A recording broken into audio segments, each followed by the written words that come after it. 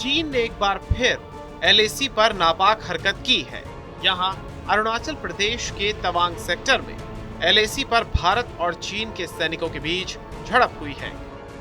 चीन के साथ झड़प में भारतीय सैनिकों ने उसे मुंहतोड़ जवाब दिया है, जिसके बाद चीनी सेना पीछे हटने को मजबूर हो गई। इस झड़प के बाद एक सवाल जो सबके जहन में उठ रहा है कि आखिर ड्रैगन ने हरकत क्यों की?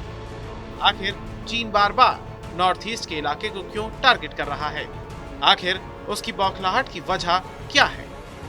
इन्हीं सवालों के जवाब जानने के लिए हमने रक्षा क्षेत्र से जुड़े हुए तमाम एक्सपर्ट से बात की, तो आइए आपको बताते हैं वो जवाब। रक्षा क्षेत्र से जुड़े एक्सपर्ट्स की माने तो चीन की इस बौखलाहट के पीछे पिछले कुछ समय से अरुणाचल प्रदेश में केंद्र की मोदी सरकार का लगातार इंफ्रास्ट्रक्चर को मजबूत करना है। सीमा सड़क संगठन यानी बीआरओ के जवान यहाँ दिन रात कड़ी मशक्कत और मेहनत के काम में जुटे हुए हैं, ताकि भारतीय सेना को बॉर्डर तक पहुंचने में किसी तरह की कोई परेशानी ना हो। बीआरओ के तमाम जवान जहां 6 महीने तक बर्फ जमी रहती है, ऐसे दुर्गम इलाकों और विपरीत मौसम में काम कर रहे हैं।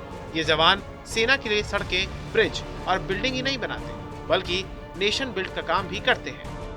सशस्त्र बलों की सामरिक जरूरतों को पूरा करने के लिए बीआरओ के कर्मयोगी उत्तर और उत्तर पूर्वी इलाकों में लगातार काम कर रहे हैं।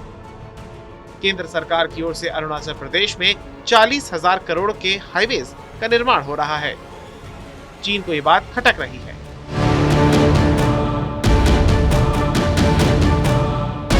इसलिए भी उसकी नजर नॉर्थ ईस्ट पर है। यहाँ दोनों देशों के बीच बॉर्डर सीमांकित नहीं है और चीन कई इलाकों पर भी अपना दावा करता है। चीन अरुणाचल को लेकर भी क्या दावा करता है, ये बात सभी जानते हैं।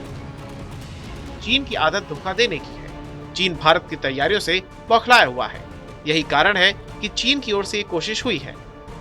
हालांकि ये उसकी सोची समझी चाल और गलत इरादा भी हो सकता है, क्योंकि एक साथ 300 सैनिक नहीं आ सकते।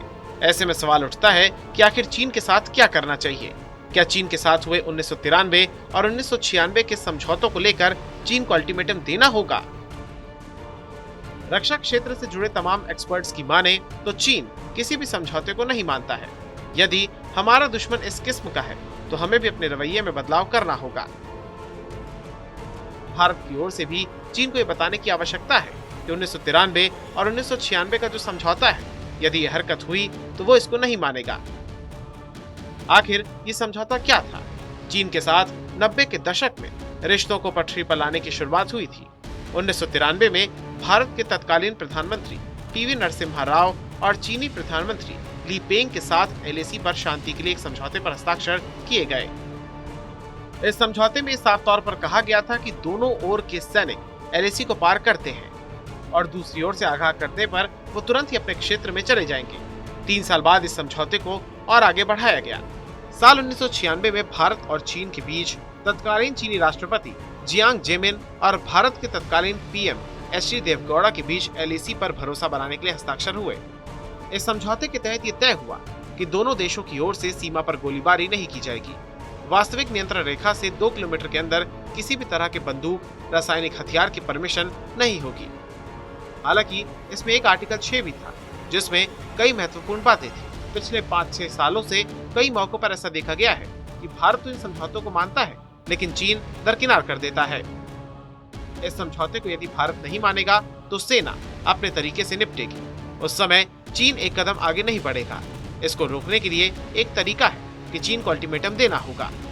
हालांकि अरुणाचल को लेकर चीन क्या सोच रहा है, इस बात को ध्यान में रखकर भारत भी अपनी तैयारी कर रहा है। भारतीय सेना की इस वक्त अलग अलग टुकड़ियां वहां पर तैनात हैं। सेना के लिए सड़क का निर्माण हो रहा है। ये बात चीन को चुभ रही है। भारतीय सेना नक्शे के साथ पेट्रोलिंग करती है, लेकिन चीन अपना नक्शा बदलता रहता है।